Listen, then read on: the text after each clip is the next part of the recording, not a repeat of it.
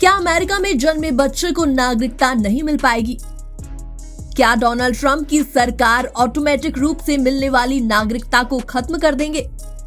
दरअसल अमेरिका में Donald Trump को एक बार फिर से चुनावों में जीत हासिल हुई है और ये अवैध प्रवासियों को निकालने की बात कहती रही हैं। और इसके अलावा उनकी प्राथमिकताओं में बच्चों को अमेरिका में जन्म के कारण ऑटोमेटिक रूप से मिलने वाली नागरिकता को खत्म करना है और इससे बड़ी संख्या में भारतीय भी प्रभावित होंगे।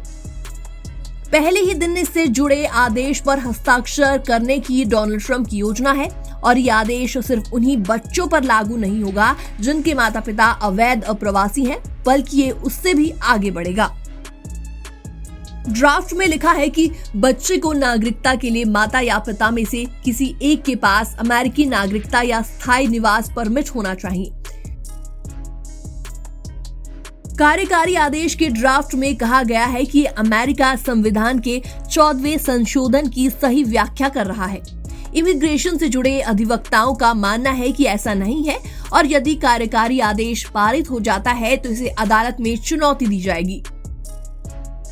टाइम्स ऑफ इंडिया की एक रिपोर्ट के मुताबिक इमिग्रेशन अटॉर्नी राजीव खन्ना ने बताया, ट्रंप का प्लान अमेरिका में पैदा हुए बच्चों को ऑटोमेटिक अमेरिका नागरिकता न देना है।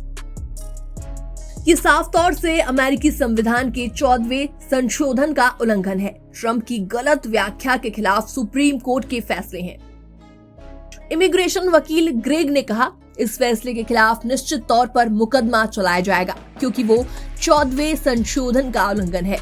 हमें ये देखना होगा कि ये अमेरिका में कानूनी रूप से रहने वाले लोगों के बच्चों को बाहर करने के लिए किस हद तक जाते हैं। ये फैसला भारतीय प्रवासियों के लिए एक बड़ा झटका होगा।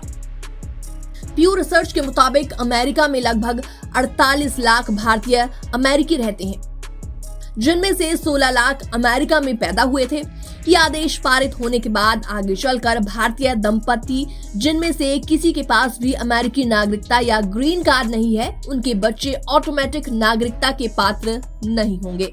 और जब भी ग्रीन कार्ड के आवंटन की बात की जाती है तो भारतीयों को कम प्राथमिकता मिलती है और ऐसे में H-1B वीजा पर अमेरिका में काम करने वाले कई लोगों का आवंटन दशकों से लंबित है। उदाहरण के लिए जब रोजगार से जुड़े ग्रीन कार्ड की बात आती है तो कुल सीमा 1,40,000 प्रति वर्ष है और इसके अतिरिक्त किसी भी देश के लोगों को कुल 7% से ज्यादा का ग्रीन कार्ड नहीं मिल सकता।